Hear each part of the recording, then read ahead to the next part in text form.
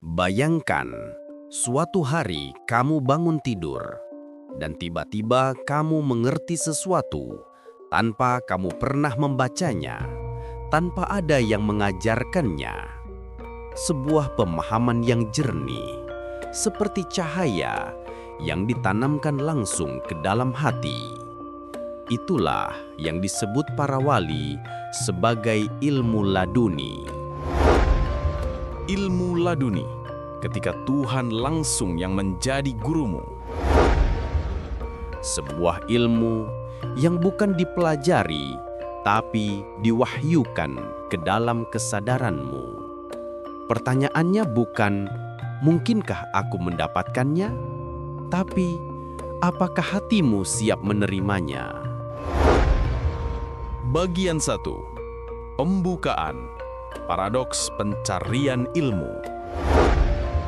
Telah berapa dekade kita habiskan untuk belajar?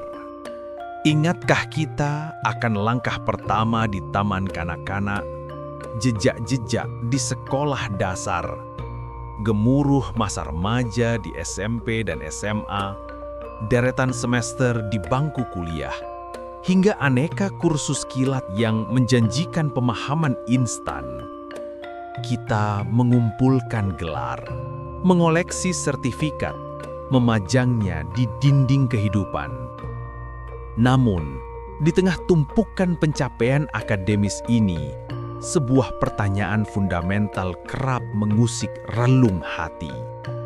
Apakah dengan semua ini, kita benar-benar tahu? Paradoksnya, semakin banyak literatur yang kita lahap, semakin banyak pula kesadaran akan luasnya lautan ketidaktahuan yang terbentang. Kepingan informasi yang berhasil kita kumpulkan justru menjadi petunjuk betapa sedikitnya yang kita sadari. Hingga akhirnya, dalam sebuah momen kontemplasi yang tak terduga, tersingkaplah sebuah konsep yang mampu membalikkan pandangan dunia saya.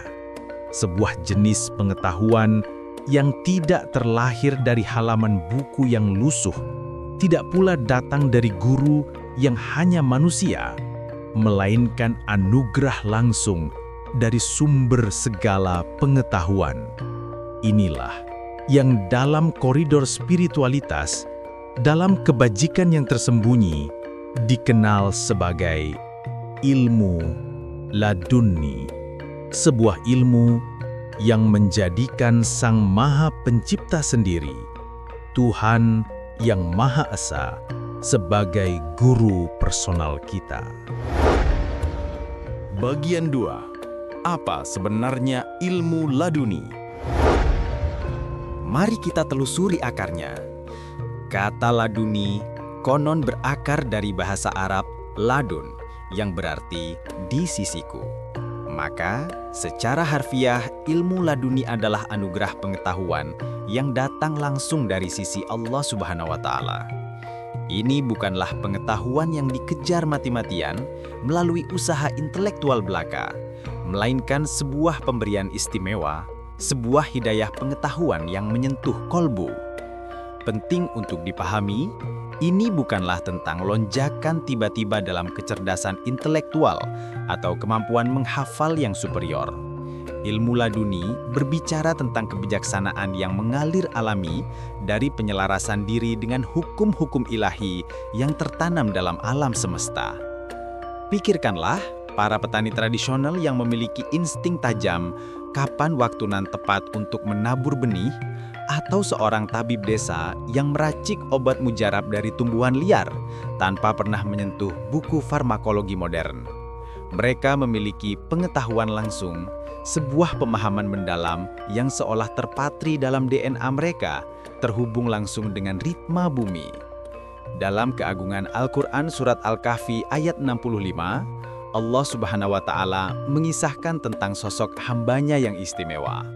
Lalu mereka bertemu dengan seorang hamba di antara hamba-hamba kami yang telah kami berikan kepadanya rahmat dari sisi kami dan yang telah kami ajarkan kepadanya ilmu dari sisi kami. Firman ini fawajada 'abdam min ibadina atainahu rahmatam min indina wa 'allamnahu min ladunna ilma, menggambarkan sebuah prototipe sempurna dari pemilik ilmu laduni. Ia adalah gambaran manusia yang ilmunya tidak bersumber dari lembaga pendidikan formal, melainkan anugerah langsung dari Rob semesta alam. Bagian 3. Bagaimana cara kerja ilmu laduni? Bagaimana sesungguhnya ilmu yang luar biasa ini bekerja? Mari kita bandingkan dengan cara kita memperoleh pengetahuan biasa. Kita membuka buku atau mendengarkan penjelasan. Informasi itu masuk melalui indera kita, mendarat di otak, otak kita berproses, menganalisis, membandingkan, menyimpan dalam memori, baru kemudian, saat dibutuhkan, kita mengeluarkannya kembali, seringkali melalui proses berpikir yang rumit. Namun, ilmu laduni menempuh jalur yang berbeda. Sebuah jalan spiritual yang elegan, hati yang bersih, lapang, laksana cermin bening. Kebenaran ilahi yang hakiki secara instan terpantul ke dalam kesadaran kita. Pemahaman hadir secara utuh, menyeluruh, tanpa perlu diurai lapis demi lapis. Bukan dari proses berpikir mekanis, melainkan dari melihat langsung intisai kebenaran. Bayangkan 2 gelas air. Gelas pertama keruh, penuh terisi bahkan meluap. Gelas kedua jernih dan benar-benar kosong. Cahaya lentera, atau dalam analogi ini, cahaya kebenaran ilahi takkan mampu menembus atau terperangkap dalam gelas yang keruh dan sudah penuh. Ilmu laduni membutuhkan kekosongan, bukan dalam arti kebodohan atau ketidakmampuan, melainkan kekosongan dari penumpukan ego, prasangka yang membatasi, dan keyakinan-keyakinan sempit yang justru menghalangi masuknya pemahaman yang lebih luas. Kunci untuk membuka pintu ilmu laduni adalah keberanian untuk mengakui, "Saya tidak tahu." Sungguh, pengakuan ketidaktahuan inilah yang menciptakan celah suci, yang membuka ruang bagi pengetahuan sejati, pengetahuan dari sisinya untuk bersemayam di dalam diri. Bagian 4. Kisah nyata penggunaan ilmu laduni. Perjalanan spiritual dan penjelajahan kebijaksanaan tak lepas dari kisah para nabi dan orang-orang suci. Mari kita selami kisah Nabi Khidir dan Nabi Musa alaihimassalam, sebuah narasi gemilang yang syarat makna tentang bagaimana ilmu laduni bekerja dan dipraktekkan. Ketiga peristiwa yang mereka alami bukanlah sekadar rangkaian kejadian, melainkan simbol dari tahapan penting dalam memperoleh dan menginternalisasi ilmu hakiki. Pertama, ritual pembunuhan anak. Ini bukanlah pembunuhan literal terhadap seorang anak. Pembunuhan yang dimaksud adalah pemangkasan dan pemusnahan sifat-sifat kekanak-kanakan dalam diri kita secara spiritual.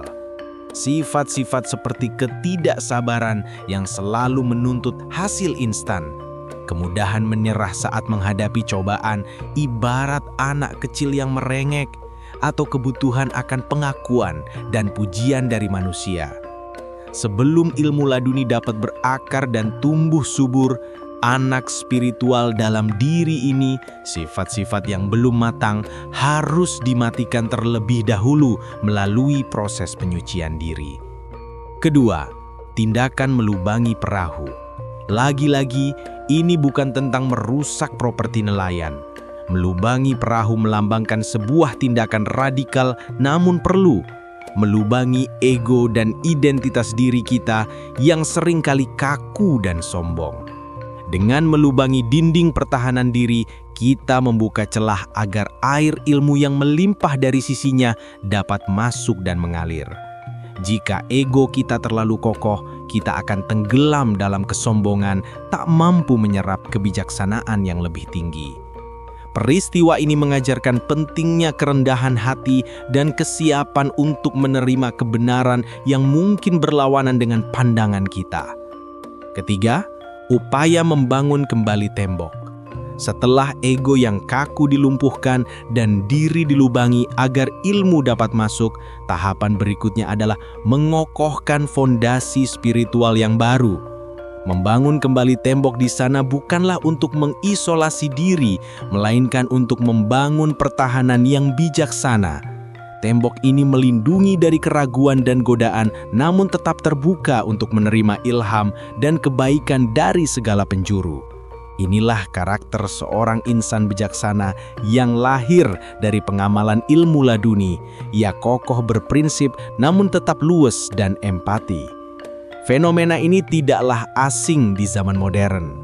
Banyak penemu jenius brilian, seniman visioner, atau ilmuwan klasik yang mengaku bahwa gagasan paling revolusioner bagi mereka muncul secara spontan saat sedang mandi, berjalan santai di taman, atau dalam keheningan meditasi malam. Inilah manifestasi kontemporer dari ilmu laduni, di mana pemahaman mendalam hadir tanpa proses berpikir yang membebani. Bagian 5. Praktek nyata menjemput ilmu laduni. Ilmu laduni bukanlah sebuah hadiah yang pasif menunggu untuk diterima. Ia adalah anugerah yang perlu dijemput melalui persiapan diri, melalui sebuah perjalanan aktif menujunya. Berikut adalah peta jalan praktis untuk mengundang benih-benih ilmu laduni bersemi dalam diri kita. Langkah 1. Pembersihan hati. Tazkiyatun nafs. Ibarat sebuah cermin yang tertutup debu tebal, ia takkan mampu memantulkan gambaran dengan jelas. Kita harus secara sadar dan gigih membersihkan hati kita dari segala bentuk penyakit spiritual, iri, dengki, kesombongan, ujub, ria, serta prasangka buruk terhadap sesama. Dengan hati yang bening, pancaran kebenaran ilahi akan lebih mudah meresap. Langkah 2. Mengosongkan gelas atau takhalli. Berhentilah sejenak dari upaya terus-menerus menjejali diri dengan informasi, opini, dan kesibukan duniawi. Carilah momen keheningan. Diamlah. Dalam keheningan yang mendalam, di tengah sunyinya batin, seringkali kita dapat mendengar bisikan lembut kebenaran, suara hati nurani yang sesungguhnya. Langkah 3. Menikmati proses atau mujahadah dan mujalasah. Ilmu laduni seperti mekarnya bunga terindah, tidak bisa dipaksa. Ia datang pada waktunya, ketika sang penanti telah siap. Teruslah berproses, bersabar, dan percayalah pada irama ilahi. Teruslah berusaha mendekat kepadanya, bergaul dengan orang-orang soleh dan bermunajat. Trust the process. Langkah 4. Mengamalkan sedikit yang sudah dimengerti atau takhalli. Pengetahuan tanpa tindakan adalah seperti benih yang tak pernah ditanam. Sekecil apapun pemahaman atau ilmu yang telah dianugerahkan kepada kita, ambillah langkah nyata untuk mengamalkannya dalam kehidupan sehari-hari. Tindakan ini akan membuka pintu-pintu baru, mengundang aliran ilmu yang lebih luas dan mendalam. Ia menjadi jembatan menuju tahapan selanjutnya. Mari kita coba praktikan ini bersama-sama. Duduklah dengan rileks, pejamkan mata Anda perlahan. Untuk beberapa menit ke depan, jangan berusaha mencari apapun, cukup hadir. Sadari setiap tarikan dan hembusan nafas Anda. Rasakan keberadaan Anda saat ini, cukup hadir. Bagian 6. Tanda-tanda ilmu laduni mulai bekerja. Bagaimana kita bisa mengenali bahwa anugerah ilmu laduni perlahan mulai meresap dan bekerja dalam diri kita? Ada beberapa indikator halus namun mendalam. Intuisi menajam. Kita mulai memiliki firasat yang akurat, merasakan kebenaran suatu hal tanpa perlu merangkai argumen logis yang panjang. Keputusan-keputusan penting terasa lebih gampang diambil karena ada petunjuk dari dalam. Hidup mengalir dengan lebih mudah. Segala sesuatu terasa lebih dimudahkan. Rintangan yang dulu terasa berat, kini dapat dilewati dengan lebih lancar. Jalan kehidupan terasa seperti dituntun dan dibimbing. Pemahaman yang mendalam. Kita mampu memahami konsep-konsep yang kompleks dengan cara yang sederhana dan elegan. Pengetahuan yang tadinya terkesan rumit, mendadak menjadi begitu jelas dan mudah dicerna. Kreativitas tumbuh subur. Ide-ide segar dan solusi tak terduga bermunculan dari sumber yang seolah tak terjangkau akal sehat. Muncul percikan inspirasi yang mencerahkan. Kedamaian batin menyelimuti. Kegelisahan dan kekhawatiran untuk terus mencari dan mengejar ilmu mereda. Muncul perasaan sudah sampai. Sebuah ketenangan batin yang mendamaikan, seolah telah pulang ke rumah sejati. Dan yang terpenting, ilmu laduni tidak akan pernah membuat kita merasa lebih superior, lebih pandai, atau lebih baik dari orang lain.